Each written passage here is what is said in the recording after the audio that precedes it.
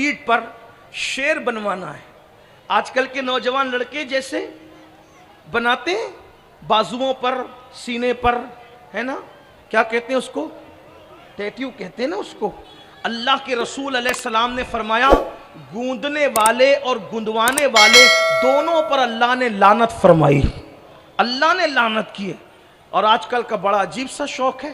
تو بہرحال ایک شخص کو عارف رومی ایک فرضی عقائد بیان کر کے کوئی درس دینا چاہتے ہیں. اس کے دل میں خیال آیا کہ شیر کی تصویر بنائے.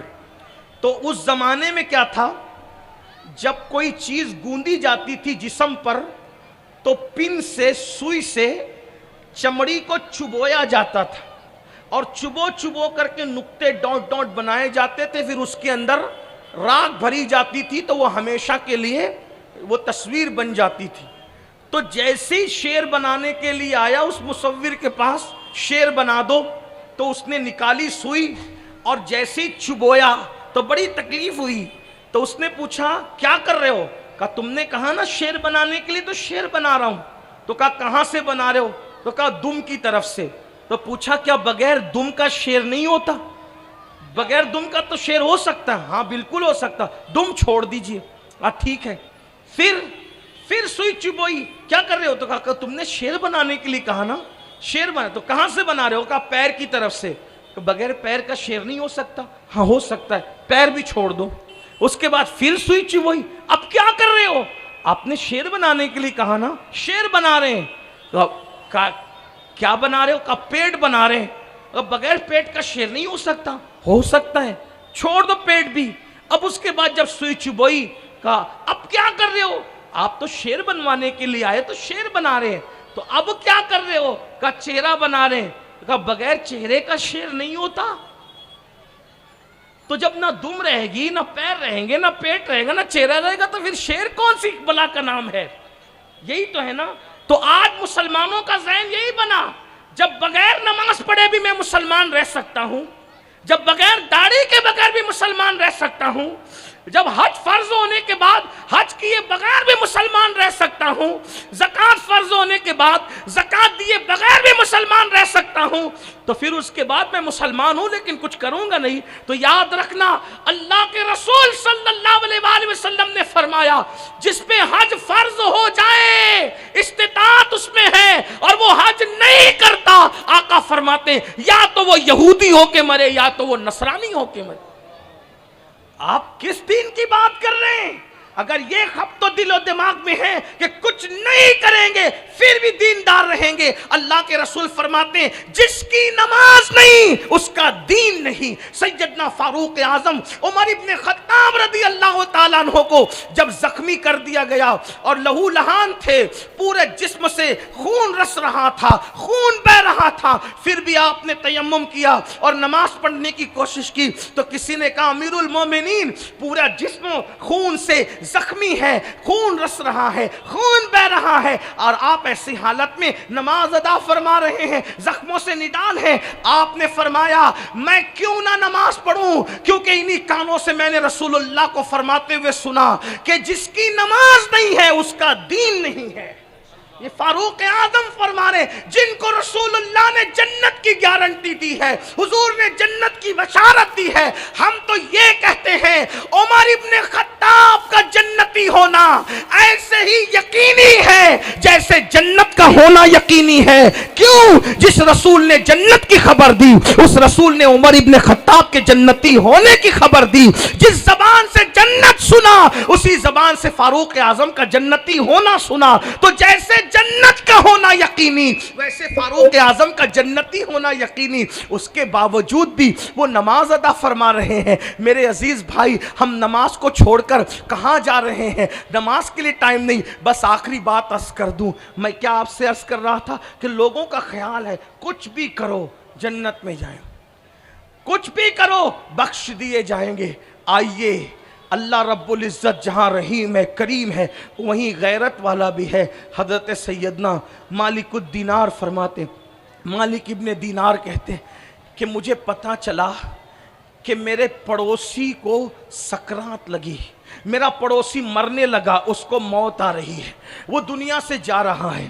میں نے سوچا बड़ा पापी था, बड़ा मुजरिम था, बड़ा मुजरिम था, पापी था। चलो चलते हैं, पड़ोसी है, उसकी कुछ खबरगिरी कर लेते हैं, उसको कुछ समझा बुझा देते हैं, कलमे की तलकीन करते हैं। अल्लाह अकबर। हज़रत मालिक दीनार गए तो जाने के बाद मालिक इब्ने दीनार फरमाते हैं उसके सीने से गरम गरम सांसें निकल रही थी। मतलब ये था कि अब ये बहुत दिनों तक जिंदा नहीं रहेगा। तो मैंने उसको कहा क्या हाल है? उसने रो करके कहा ऐ मालिक, अल्लाह ने जब जब मुझे सेहत दी, तंदुरुस्ती दी, मैंने अल्लाह की नाफरमानी की, मैंने गुनाह किया, मैंने जराइम किए, ऐ मालिक अब मैं दुनिया से जा रहा हूँ। तो हज़रत मालिक इब्ने दीनार कहते हैं मैंने उसको कहा तौबा कर ले, तौबा का दरवाज़ा खुला है, तौबा कर ले। गौर से सुनना, अल्लाह अकबर।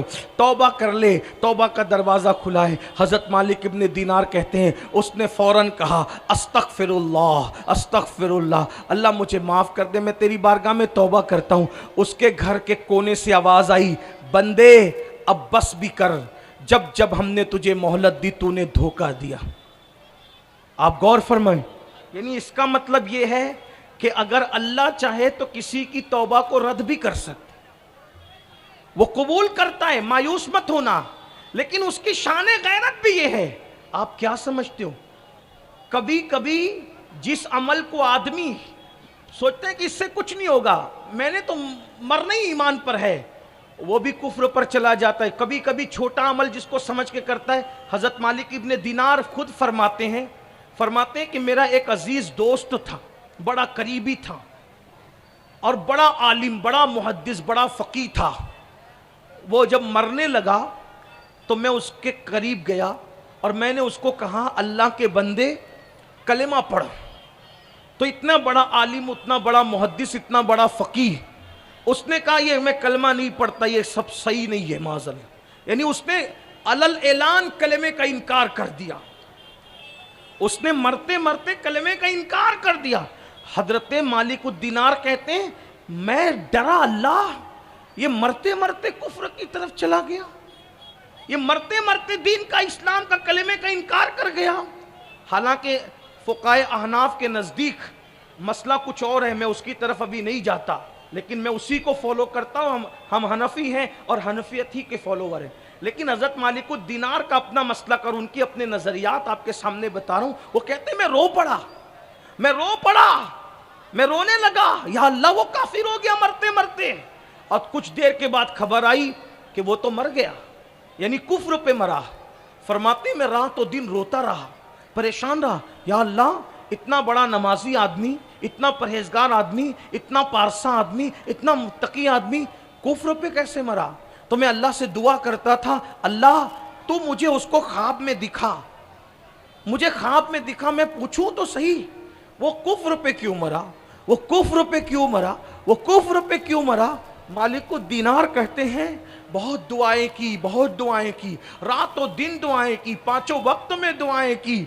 आखिरकार एक रात मैंने क्या देखा कि वही बड़ा नेक, मुत्तकी, परहेजगार जिसको हम समझते थे, बड़ा आबिदो जाहिद था, वो जहन्नम के अंदर है।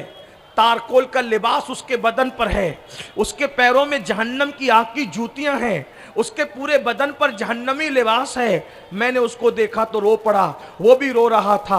मैंने पूछा जालिम तू तो बड़ा मुत्तकी, बड़ा परहेजगार, बड़ा आबिद व जाहिद कहलाता था, बता तू कुफ्र पे कैसे मरा, तू काफिर होके कैसे मरा? उसने जवाब दिया ए मालिक तुम जानते हो मेरी नमाजें कभी नहीं छूटी, रमज़ान शरीफ के रोज़े कभी नहीं छूटे, मेरी तहज्जुद कभी नहीं छूटी, मैं कुरान भी पढ़ता था, मैं मुहद्दिस था, आलिम था, फ़क़ीह था, लेकिन ए मालिक तुम्हें क्या बताऊं कि मुझे एक बीमारी हो गई। गौर से सुनना, इसी पे बात पूरी कर रहा हूँ। वो कहता है मुझे एक बीमारी हो गई, मैं तबीबों के पास दौड़ता रहा, हकीमों के पास दौड़ता रहा, तबीबों ने और हकीमों ने कहा तेरी बीमारी का इलाज नहीं है। आखिरकार एक यहूदी हकीम के पास गया तो उसने मुझे कहा कि देख तेरी बीमारी का इलाज तो मेरे पास नहीं है, अलबत्ता जो तुझे तकलीफ़ है वो तकलीफ़ दब जाएगी। तूने एक काम करना कि साल भर में एक कटोरा भर के शराब पी लेना, बस कटोरा भर के शराब साल में एक बार पीना है। वो कहता है ए मालिक, मैं शराब को बतौर दवा सबसे छुप करके एक कटोरा एक साल में शराब पी लेता था ताकि मेरी बीमारी दब जाए, और उसकी वजह से कुछ मुझे फ़र्क भी पड़ता था, इसलिए शराब पी लेता था। मगर बतौर दवा जब मैंने शराब पी साल में एक कटोरा, तो मरते मरते शराब की नहूसत की वजह से फिर तहज्जुद काम ना आई, फिर नमाजें काम ना आई, फिर तकवा परहेजगारी काम ना आई, और मरते हुए मेरा ईमान छीन लिया गया और काफिर होकर के मरा। आपसे पूछना चाहता हूं, जो साल में एक मर्तबा दवा के तौर पर शराब का एक कटोरा पी ले, वो मर रहा है तो कुफ्र पे मर रहा है। ऐ मेरी कौम के जवानों, जो शादियों में भी शराब पी रहे हैं, जो खुशियों में भी शराब पी रहे हैं, जो मैयतों का गम भुलाने के लिए शराब पी रहे हैं, जो मोहब्बत में धोखा खा के किसी के दुख को दर्द को भुलाने के लिए शराब पी रहे हैं, जो बच्चों के खतना और पैदाइश की खुशी में भी शराब की पार्टियां रख रहे हैं, बताओ जब इतना मुत्तकी परहेजगार तहज्जुद गुजार शराब का एक कटोरा बतौर दवा पीता है तो वो कुफ्र पे मर रहा है, उनका अंजाम क्या होगा। और आजकल तो लोग कहते हैं मौलाना शराब पीना हराम है ना, अगर नशे का इंजेक्शन लगाओ तो क्या है, उस पर कोई बात है, नशे की गोलियां खाओ उस पर क्या बात है, नशे की दवा पियो उस पर क्या बात है, कोई चीज सूंघ के नशा करो उस पर क्या बात है। हमने कहा जालिम, तू अभी इतना होशियार नहीं हुआ, ये ज़बान रिसालत है, ज़बान रिसालत। वो हाल भी उनके सामने हाथ बांधे खड़ा है, माजी भी उनके सामने हाथ बांधे खड़ा है, मुस्तकबिल भी उनके सामने हाथ बांधे खड़ा है। मेरे नबी वो हैं जो अपने ज़माने में बैठकर पिछला ज़माना भी देख रहे थे और क़यामत तक का आने वाला दौर भी देख रहे थे। रसूलुल्लाह की एक हदीस तुम्हारे सारे तोहमात पर जो है वो नशेमन पे बिजली गिरा देती है। आका फरमाते हैं कुल्लो मुस्किरिन हराम, जिससे नशा हो सब हराम, जिससे नशा। अब इंजेक्शन लाओ या क़यामत से पहले और पता नहीं तरक्की करके लोग क्या जाएंगे क्या करेंगे। हुजूर अलैहिस्सलाम के एक जुमले ने क़यामत तक के लिए सबको समेट लिया।